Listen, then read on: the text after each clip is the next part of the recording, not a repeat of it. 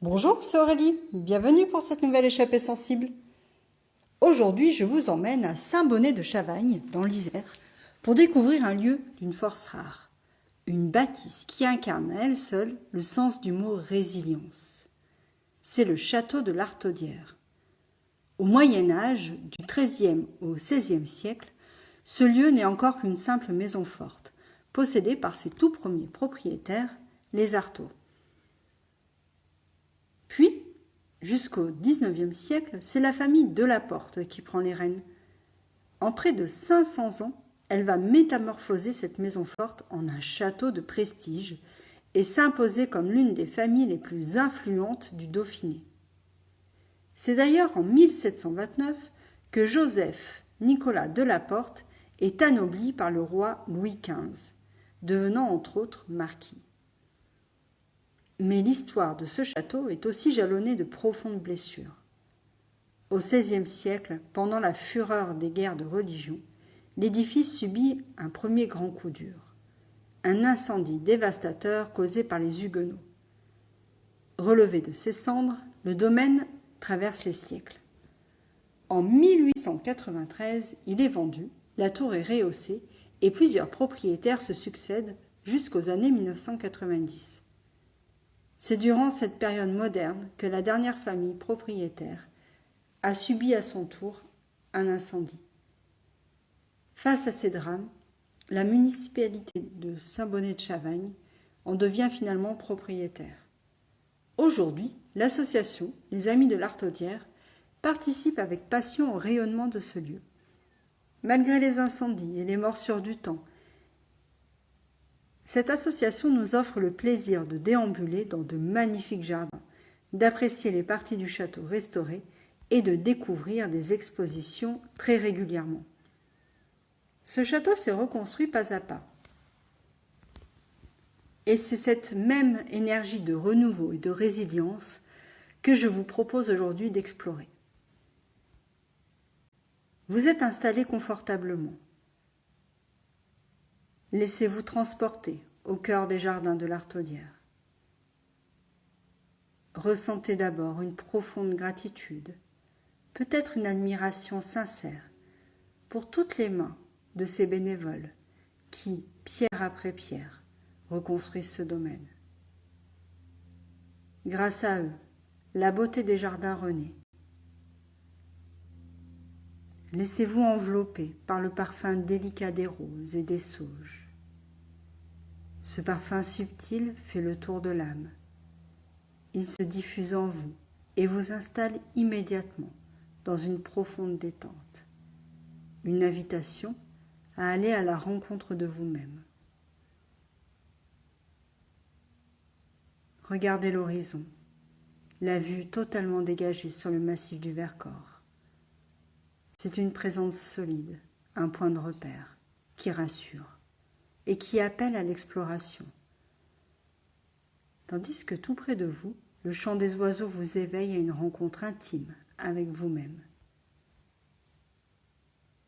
Écoutez ce que murmurent les remparts. Les vieilles pierres nous prêtent un peu de leur histoire et ancrent en nous une force tranquille, le courage nécessaire pour aller de l'avant, pour réparer, pour se reconstruire. À l'abri, sous les arbres, la lumière du soleil danse à travers les feuilles. Le bleu intense du ciel vient teinter votre humeur de joie. Tout autour de vous, l'ombre et la lumière dessinent un vitrail mouvant, inscrivant cet instant comme un moment unique. C'est imprégné de cette force et de cette lumière que je vous invite à vous mettre debout pour notre exercice de mise en corps. Bien sûr, vous adapterez votre position à votre capacité. Les pieds sont bien ancrés dans le sol. Imaginez que vos pieds s'installent, s'enracinent ici, sur les pavés de l'allée du château. Votre corps est droit, fier comme le château de l'Artaudière. Et vos bras sont totalement souples, ballants, comme attirés par le sol.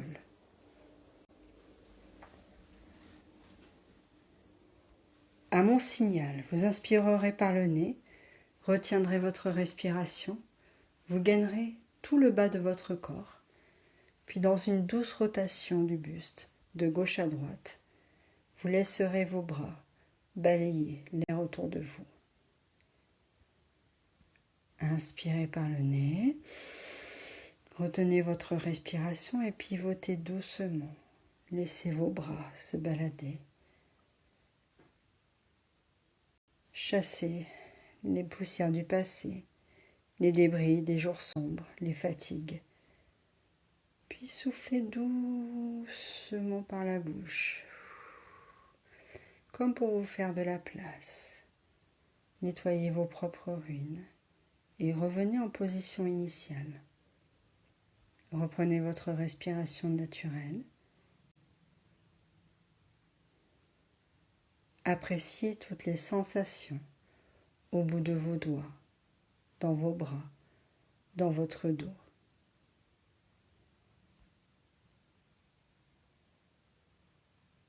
Puis recommencez une deuxième fois. Inspirez par le nez.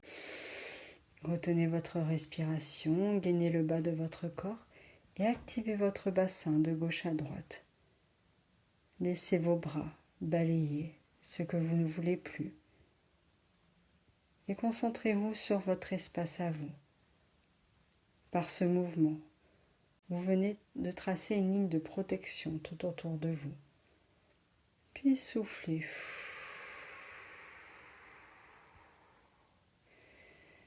Reprenez votre respiration naturelle et revenez dans votre position initiale.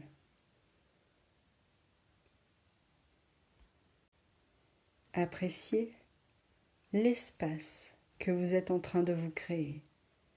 Un espace où vous vous sentez en confiance, où vous êtes bien. Recommencez une troisième fois. Inspirez par le nez. Retenez votre respiration et gainez tout le bas de votre corps en laissant souple le haut. Puis balancez votre bassin de gauche à droite. Créez votre bulle de confort, de sécurité. Vous êtes à l'abri du monde, prêt à savourer votre propre renaissance. Puis soufflez, comme pour diffuser cette sérénité dans votre bulle, douce et parfumée, comme les roses du domaine. Revenez dans votre position initiale.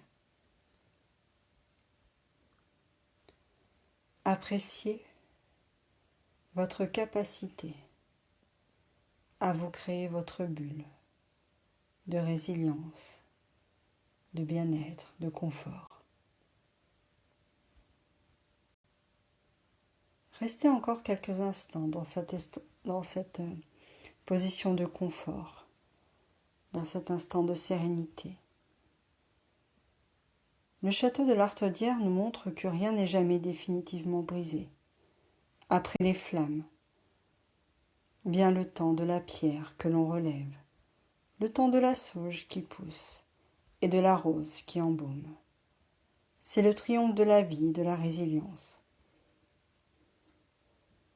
Pour clore notre voyage immobile, je voudrais emprunter les mots du poète Paul Éluard, tirés de son poème « Et un sourire ». Il résonne comme une promesse entre ces vieux murs. Et un sourire. La nuit n'est jamais complète. Il y a toujours, puisque je le dis, puisque je l'affirme, au bout du chagrin, une fenêtre ouverte, une fenêtre éclairée. Il y a toujours un rêve qui veille, désir à combler, faim à satisfaire. Un cœur généreux, une main tendue, une main ouverte, des yeux attentifs, une vie, la vie à se partager.